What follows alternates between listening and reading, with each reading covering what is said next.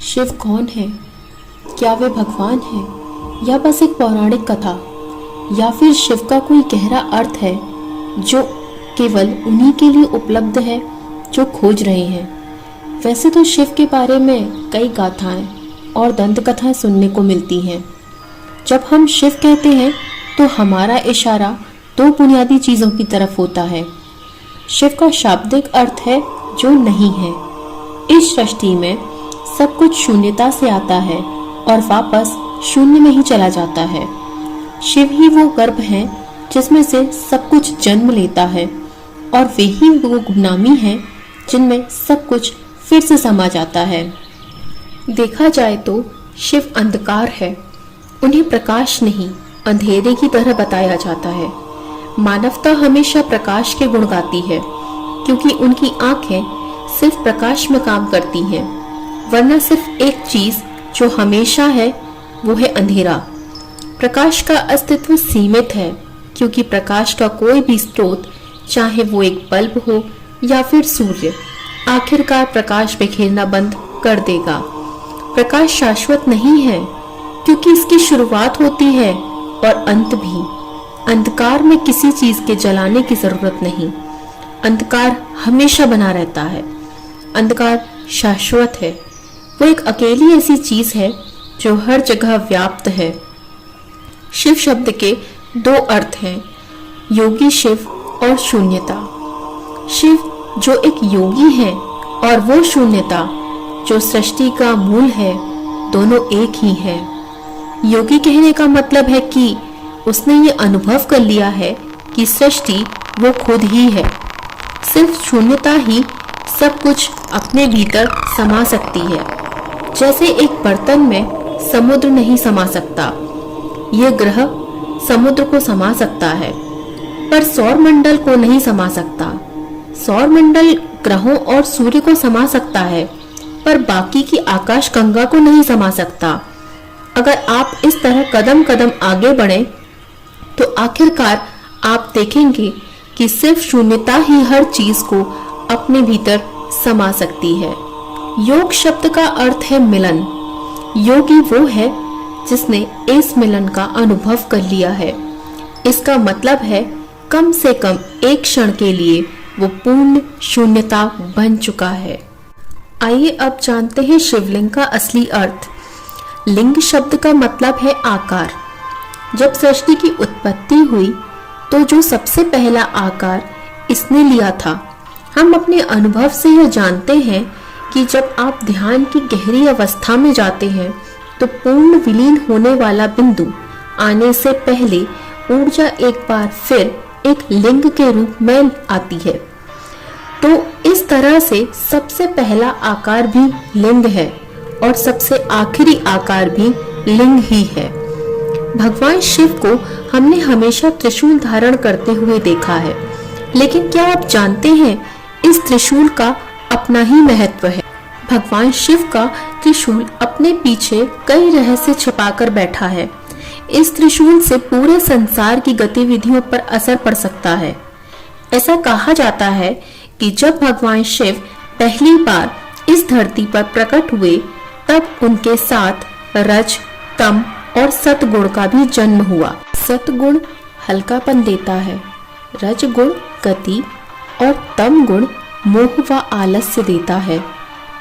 इन गुणों के कारण ही मन में बदलाव आता रहता है। सतगुण का अर्थ पवित्रता होता है।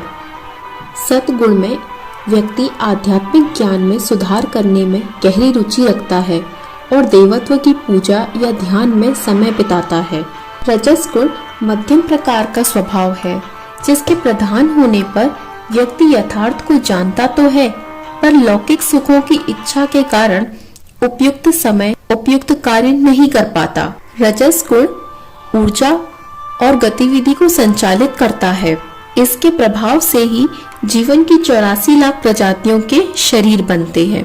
तमस गुण जो कि विनाश का प्रतिनिधित्व करते हैं। तमस गुण के प्रधान होने पर व्यक्ति को असत्य और सत्य का कुछ पता नहीं चल पाता, यानी वो ज्ञान के अंधकार में रहता है।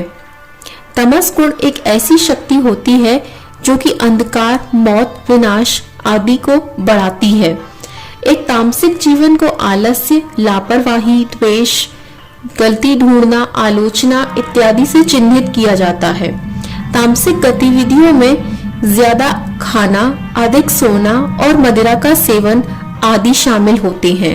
महादेव का त्रिशूल प्रकृति के 3 प्रारूप आविष्कार, रख रखाव और तबाही को भी दर्शाता है। तीनों काल, भूत, वर्तमान और भविष्य भी इस त्रिशूल के अंदर समाते हैं।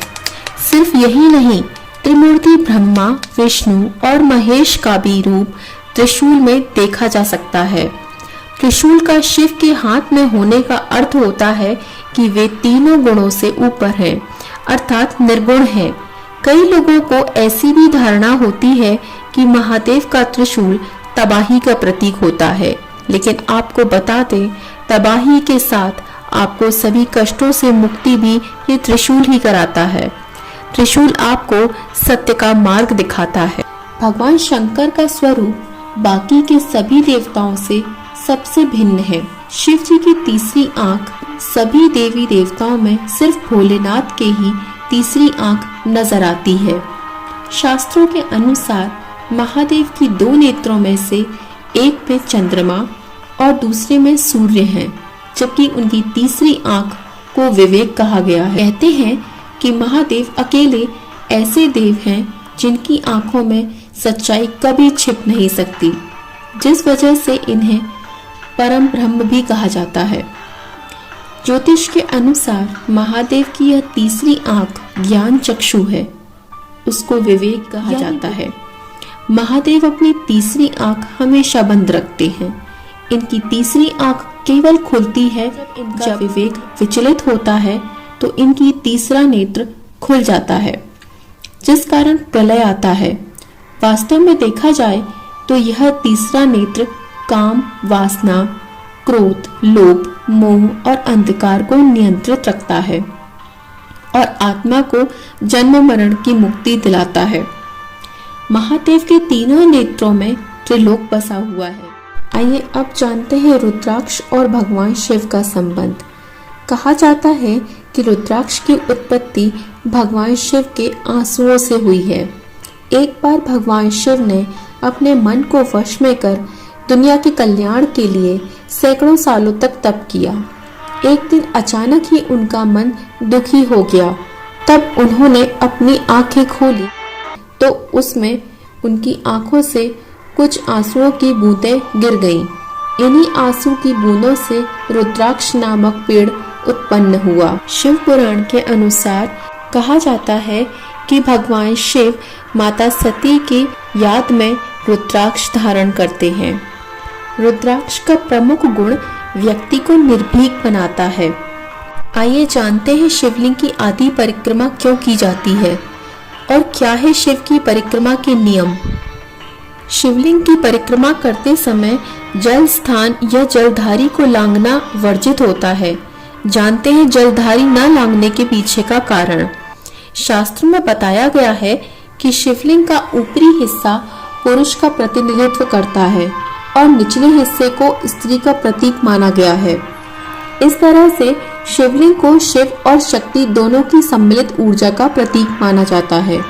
शिवलिंग पर अभिषेक करने के बाद जिस स्थान से जल प्रवाहित होता है उसे जलधारी निर्मली या फिर सोमसूत्र कहा जाता है। माना जाता है कि शिवलिंग से ऊर्जा का प्रवाह होता है। जब उस पर जल चढ़ाया जाता है तो जल में शिव और शक्ति की ऊर्जा से कुछ अंश समाहित होते हैं।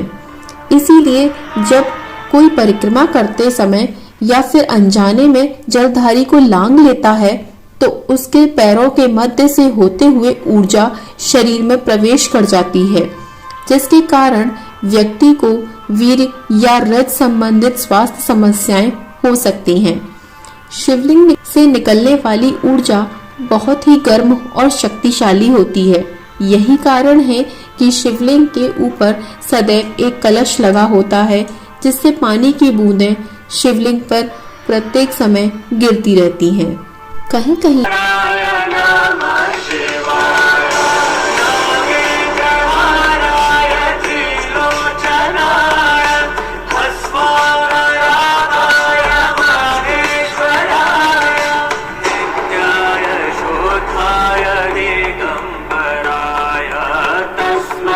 नकाराय